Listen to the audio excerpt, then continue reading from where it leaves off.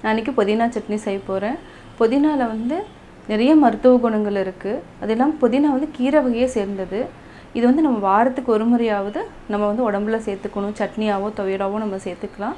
நான் எப்படி செய்யறதுன்னு இந்த வீடியோல சொல்றேன். வாங்க பார்க்கலாம். தேவையான பொருட்கள் ஒரே ஒரு பெரிய வெங்காயம் 1 எடுத்துர்க்கேன். வரமிளகாய் 3, பச்சை மிளகாய் 1, பூண்டு வந்து ஒரு 7 பல் எடுத்துக்கலாம். 8 இல்லனா 5 இருந்தா கூட ஓகே. தக்காளி வந்து 1 எடுத்துர்க்கேன். கொஞ்சமா புளி.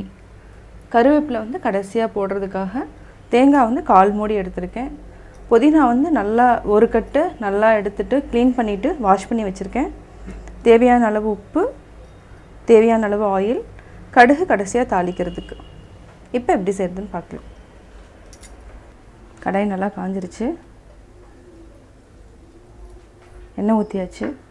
ஒரு 2 டேபிள் ஸ்பூன் போதும். இப்போ வந்து வெங்காயம், பூண்டு போட்டு தாளிச்சுக்கலாம். இப்போ நல்லா வதக்கணும். வெங்காயம் பூண்டு போட்டு நல்லா வதக்கிக்கோங்க. ப்ரௌன் ஆகிற வரைக்கும் வதக்கிக்கலாம்.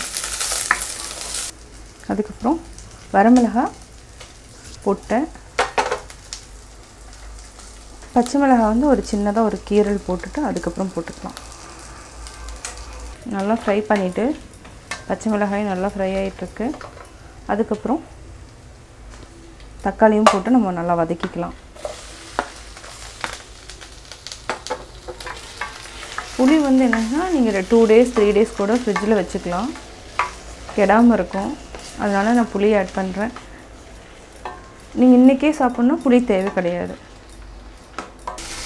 இது தக்காளியும் வெங்காயம் பச்சை வாசம் போகிற வரைக்கும் நல்லா வதக்குங்க.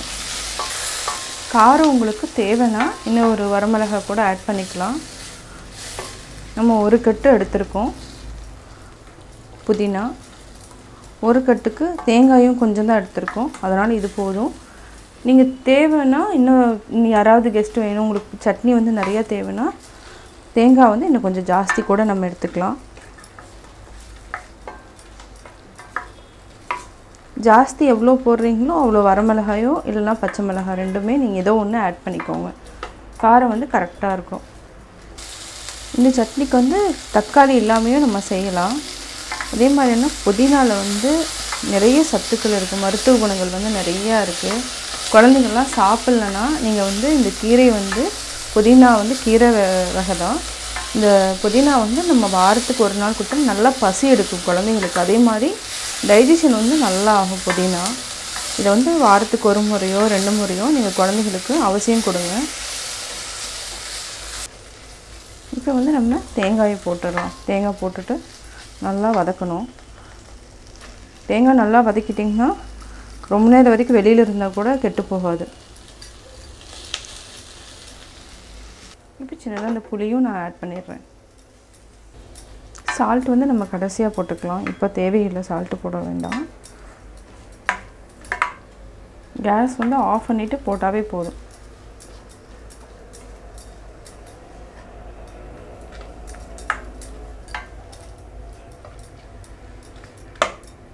தேங்காயும் நல்லா வதக்கியாச்சு. இப்போ வந்து புதினா வந்து நம்ம போட போகிறோம்.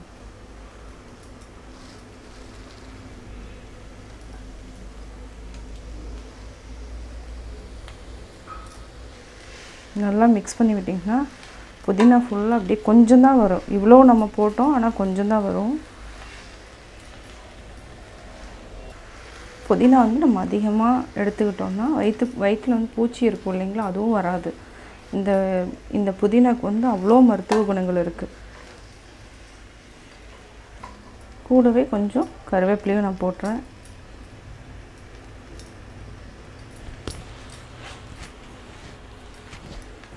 இப்போ ஓரளவுக்கு நல்லா வதங்கிடுச்சு. ரொம்ப ஃப்ரை பண்ணணும்னு அவசியம் இல்லை. இந்த அளவுக்கு இருந்தாவே போதும். நல்லா ஓரளவுக்கு தண்ணியெல்லாம் எடுத்து நல்லா வதங்கிடுச்சு. இப்போ வந்து ஆஃப் பண்ணிவிட்டு ஆற வச்சுட்டு நம்ம அரைச்சிக்கலாம். மிக்சியில் போட்டு அரைச்சிக்கலாம். அதுக்கப்புறம் நம்ம தாளிச்சுக்கலாம். இப்போ ஆஃப் பண்ணிடலாம். இப்போ தாளிச்சிடலாம்.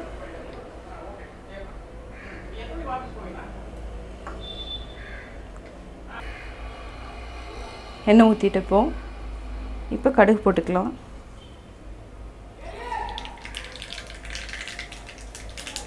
கடுகு போட்டாச்சு. பெருங்காயம் வந்து சொல்ல மறந்துட்டேன். இதுவும் பெருங்காயம் போட்டுக்கலாம். ஆஃப் பண்ணிவிட்டு பெருங்காயம் போட்டு கருவேப்பிலை.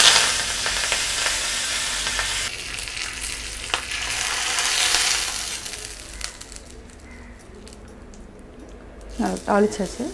இப்போ ரெடி ஆகிடுச்சு சட்னி.